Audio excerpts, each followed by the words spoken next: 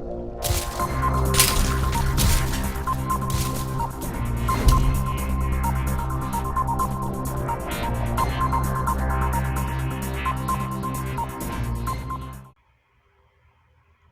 Friends, good morning. मैं S Kumar आप लोगों को 10वीं क्लास की विज्ञान की अध्याय 5 के तत्वों का वर्गीकरण के बारे में पढ़ाने जा रहा हूँ। तो आइए देखते हैं। हमारे आसपास पदार्थ, तत्व, मिश्रण एवं यौगिक के रूप में उपस्थित रहते हैं। हमारे आसपास जितने भी पदार्थ हैं वो तीन ही रूपों में होते हैं, या तो तत्व होते हैं, या मिश्रण होते हैं, या यौगिक होते हैं।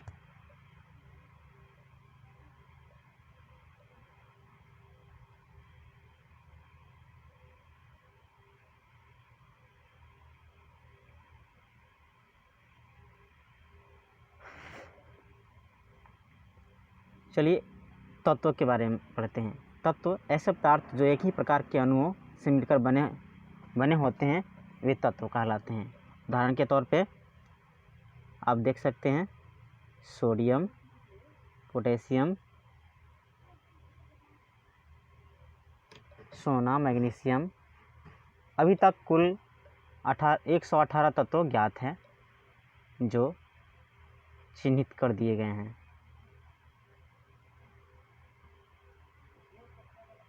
एक 118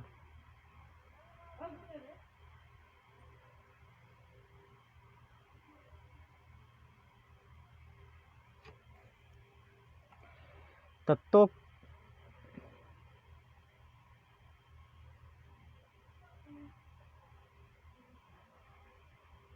वर्गीकरण की आवश्यकता क्यों?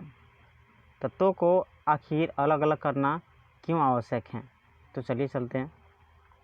तत्वों को सुव्यवस्थित ढंग से पढ़ने के लिए तथा उनके अध्ययन को आसान बनाने हेतु उनको वर्गीकृत किया जाता है। देखिएगा, वर्गीकरण के संदर्भ में अलग अलग वैज्ञानिक अपना अलग अलग अनुमान दिए हैं, जिसमें से एक वैज्ञानिक थे डाइवे राइनर, जिनका त्रिक के रूप में एक बताए हैं। जब तत्वों को उनके बढ़ते हुए परमाणु भार के अनुसार क्रमवार लगाया जाए तो 3 तत्वों के समूह प्राप्त होते हैं, जिन्हें त्रिक कहा गया है। क्या कहा गया है? त्रिक। त्रिक के मध्य तत्व का परमाणु भार अन्य 2 तत्वों के परमाणु भार के मध्य होता है। मध्य मतलब आधा। जैसे देखिएगा, 3 तत्व हैं कैल्शियम, स्ट्रेशियम, बेरियम। देखिएगा, जिसका परमाणु भार कैल्शियम का 40.1 है, स्ट्रेशियम का 87.6 है, बेरियम का 137.3 है। देखिएगा, उसके आगे चलिए।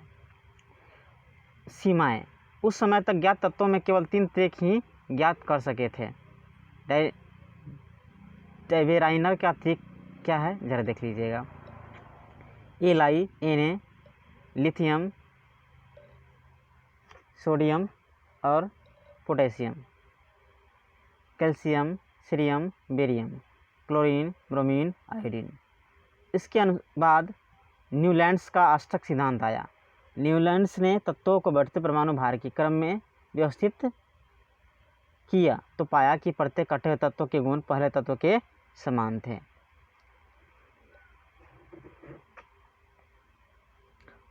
इसकी तुलना संगीत के अष्टक से की गई तथा इसलिए इसे अष्टक का सिद्धांत भी कहा गया। उदाहरण के लिए लिथियम एवं सोडियम धातु के गुण समान हैं। लिथियम एवं सोडियम धातु के गुण क्या है? समान है। संगीत के 7 सुर हैं सा, रे, गा, मा, पा, धा, नी, सा। जो सा स्टार्ट होता है सा से, अंत में भी सा आ जाता है। इसी के अनुसार इसे अष्टक का नियम कहा गया। उदाहरण के लिए लिथियम और सोडियम धातु के गुण समान हैं। इनकी सीमाएं कितनी हैं? यह नियम केवल कैल्शियम धातु हल्के तत्व पर लागू होता है। दूसरा, नए तत्वों के गुण सारणी से मेल नहीं खाते थे। तीसरा, सारणी तत्वों को समंजित करने के लिए न केवल 2 तत्वों को एक साथ रख दिया बल्कि असमान तत्वों जिनकी गुणों में कोई समानता नहीं थी एक साथ रख दिया गया। इसके चलते इसकी भी मान्यता नहीं दी गई। जैसे देखिएगा सा रे गा मा पा धा नी सा में आया है, सा में HFCl और रे में आया है लिथियम। ये आप देख सकते हैं स्क्रीन पर जो धातुएं दिखाई दे रही है, आप जूम करके भी देख सकते हैं। मेंडलीव की आवर्त सारणी के बारे में चलिए चलते हैं। तत्वों के भौतिक तथा रासायनिक गुण उनके परमाणु द्रव्यमान के आवर्त फलन होते हैं। देखिएगा, याद रखिएगा, तत्वों के भौतिक और रासायनिक गुण उनके द्रव्यमानों के आवर्त फलन होते हैं। क्या होते हैं? उनके द्रव्यमानों के आवर्त फलन होते हैं। उनके द्रव्यमानों के आवर्त फलन होते हैं।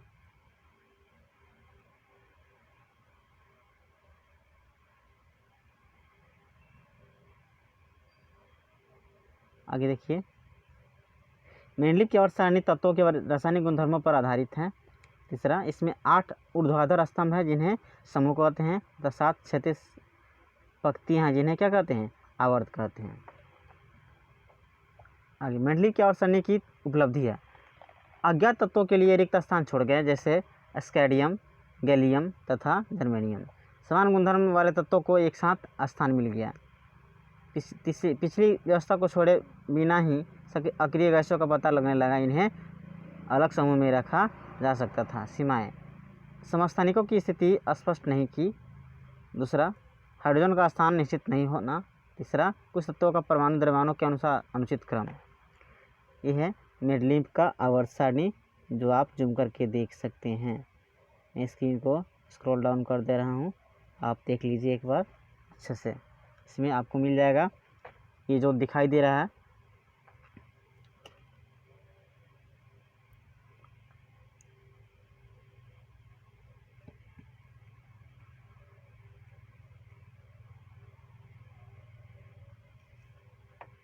आधुनिक आवर्त सारणी में देखिए, तत्वों के परमाणु द्रव्यमान की तुलना में उसका परमाणु संख्या अधिक आधारभूत गुणधर्म है। आधुनिक आवर्त सारणी के नियम के अनुसार तत्वों के गुणधर्म उसकी परमाणु संख्या के आवर्त फलन होते हैं। आधुनिक आवर्त सारणी के अनुसार तत्वों के गुणधर्म उनकी परमाणु संख्या के आवर्त फलन होते हैं। देखिएगा, पहले हम लोगों को बताया गया था मेंडलीव की आवर्त सारणी के अनुसार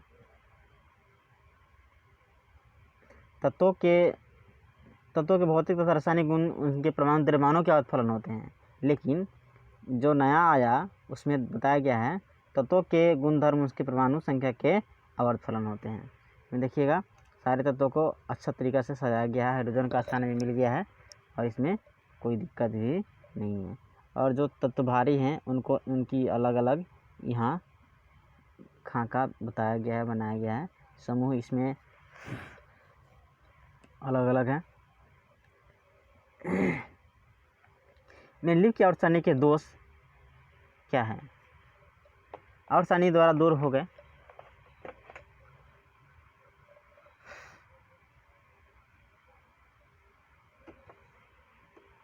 समस्थानिक स्थिति स्पष्ट की गई। समान परमाणु संख्या वाले तत्व एक स्थान पर समूह में रखा गया। कोबाल्ट, जिनकी परमाणु संख्या 27, वह निकल कर परमाणु संख्या 28 से पहले आएगा।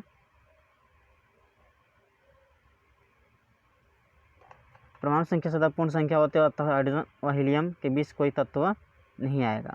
परमाणु संख्या किसे कहते हैं? परमाणु संख्या को Z से निरूपित किया जाता है, परंतु परमाणु अणु के केंद्र में पाए जाने वाले प्रोटॉन की संख्या के बराबर होता है। यानी किसी तत्व में प्रोटॉनों की संख्या को क्या कहते हैं? परमाणु संख्या कहते हैं। अगला है, आधुनिक आवर्त सारणी में 18 ऊर्ध्वाधर स्तंभ जिन्हें समूह कहा जाता है और 7 क्षैतिज पंक्तियां हैं जिन्हें आवर्त कहा जाता है। किसी भी आवर्त में पाए जाने वाले सभी तत्वों में कोषों की संख्या समान होती है। उदाहरण के लिए lithium 2,1, beryllium 2,2, boron 2,3, carbon 2,4, neutron nitrogen 2,5, इसी तरह आगे भी जाएगा। एक समूह के सभी तत्वों में संयोजी इलेक्ट्रॉनों की संख्या क्या होती है? समान होती है। सभी तत्वों के संयोजी इलेक्ट्रॉन की संख्या समान है। समूह में नीचे जाने पर कोषों की संख्या बढ़ती जाती है। किसी विशेष आवर्त में पाए जाने वाले तत्वों की संख्या इस बात पर निर्भर करती है कि किस प्रकार इलेक्ट्रॉन विभिन्न कोषों में भरे जाते हैं। किसी विभिन्न कोषों में भरे जाने वाले इलेक्ट्रॉन की संख्या के आधार पर आवर्त में तत्वों की संख्या बता सकते हैं। किसी कोष में इलेक्ट्रॉनों की अधिकतम संख्या 2n² द्वारा निरूपित की जाती है, जहाँ n दिए गए कोष की संख्या दर्शाता है। जिसे देख सकते हैं आप के कोष में n बराबर 1, 2 1 बराबर का स्क्वायर कीजिएगा तो प्रथमार्थ में 2 तत्व होते हैं। l कोष हैं जिसमें इसका नंबर है 2 गुने 2 का पावर 2 यानी कि 8 प्रथम आवर्त में 2 तत्व हैं। इस तरह आगे भी आप बढ़ सकते हैं, देख सकते हैं, जो बारीकी से बताया गया है। संयोजकता किसे कहते हैं। परमाणु के सबसे बाहरी कोष में उपस्थित इलेक्ट्रॉनों की संख्या संयोजकता कहलाती है। समूह में ऊपर से नीचे जाने पर संयोजकता समान रहती है, परंतु आवर्त में बाएं से दाएं जाने पर के पहले 1 से 4 तक बढ़ती है, उसके बाद घटकर 0 हो जाती है। अगला तीसरा आवर्त संयोजकता। इसमें दिया गया है सोडियम का 1, मैग्नीशियम का 2, एल्युमिनियम का 3, सिलिकॉन का 4,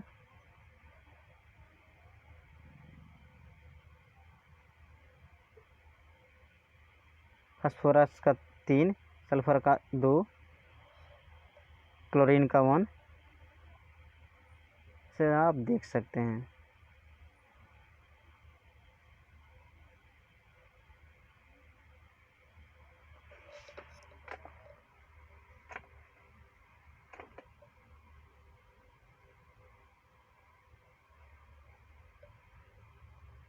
तो देखिएगा थर्ड आवर्त उसकी त्रिज्या कितनी होती है। परमाणु साइज। परमाणु साइज से परमाणु की त्रिज्या का पता चलता है। एक परमाणु के केंद्र से बाह्यतम कोष की दूरी ही परमाणु साइज है। आवर्त में बाएं से दाएं जाने पर परमाणु साइज त्रिज्या घटती है, क्योंकि नाभिकीय आवेश में क्रमिक वृद्धि होती है। आवर्त में ध्यान दीजिएगा, यहाँ बहुत अच्छा पॉइंट आ रहा है। आवर्त में बाएं से दाएं जाने पर परमाणु साइज या त्रिज्या घटती है, क्योंकि नाभिकीय आवेश में क्रमिक वृद्धि होती है।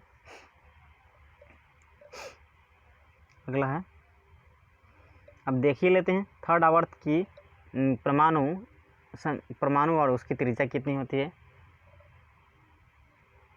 फर्स्ट है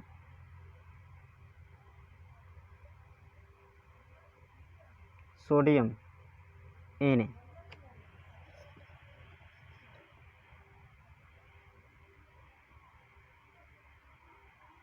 इसमें आप देख सकते हैं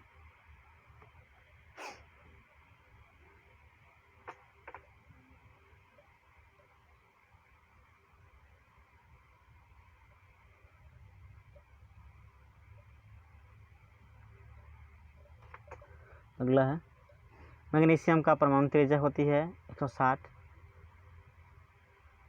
एल्युमिनियम का 143 होता है, सिलिकॉन का 118 होता है, फास्फोरस का 110 होता है, सल्फर का 104 होता है, क्लोरीन का 99 होता है।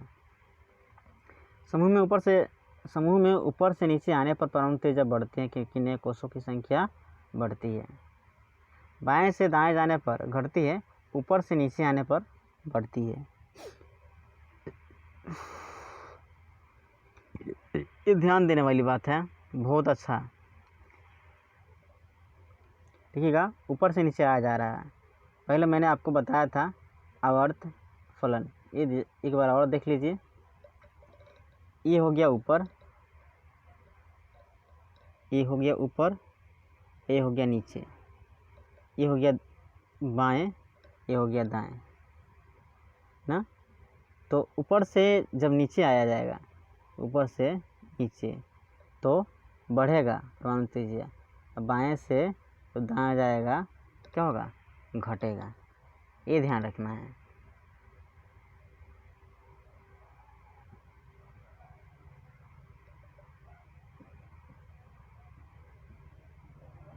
अगला है धात्विक गुण। धात्विक गुण का अर्थ है किसी तत्व के परमाणु द्वारा इलेक्ट्रॉन त्यागने की क्षमता। धात्वीय आवर्त सारणी में बाएं तरफ हैं। धातुएं आवर्त सारणी में किस तरफ होती है?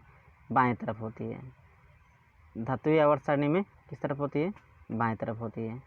अगला, आवर्त में बाएं से दाएं जाने पर धात्विक गुण कम हो जाता है, क्योंकि इलेक्ट्रॉनों की पर नाभिकीय आवेश बढ़ता है, इलेक्ट्रॉन तकने की प्रवृत्ति घट जाती है। दूसरा, धातु इलेक्ट्रॉन खोते हैं और धनात्मक आयन बनाते हैं, अतः धातु वैद्युत धनात्मक तत्व कहलाते हैं। अगला, समूह में ऊपर से नीचे आने पर धात्विक गुण बढ़ता है, क्योंकि संयोजकता इलेक्ट्रॉनों पर नाभिकीय आवेश घटता है तथा बाहरी इलेक्ट्रॉन सुगमतापूर्वक निकल जाते हैं।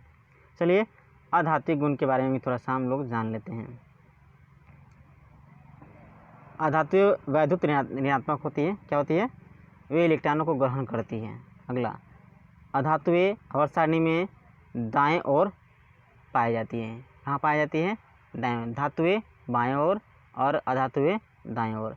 आवर्त में बाएं से दाएं जाने पर अधात्विक गुण बढ़ता है, क्योंकि प्रभावी नाभिकीय आवेश बढ़ने के कारण इलेक्ट्रॉन ग्रहण करने की प्रवृत्ति क्या हो जाती है?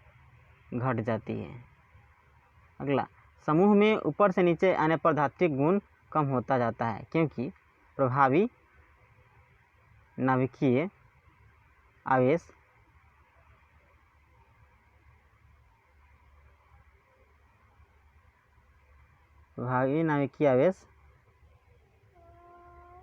कम होते हैं,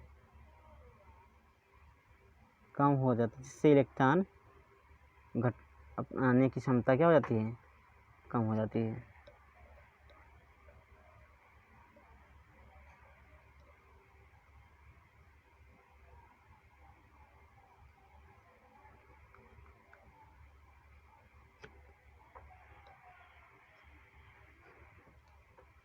चलिए आगे बढ़ते हैं।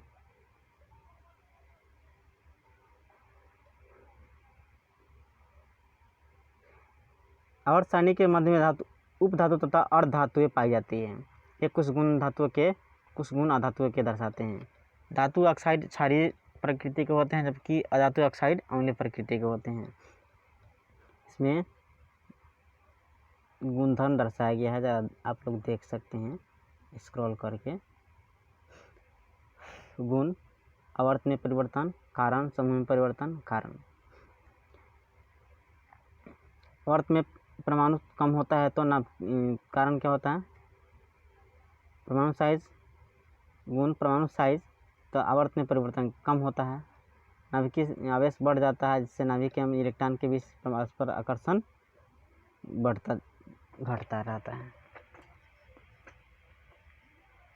तो इस तरह से आप देखें किस तरह से तत्वों का वर्गीकरण किया जाता है। आज के लिए इतना ही। वीडियो देखते रहिए और घर पे सुरक्षित रहिए। धन्यवाद।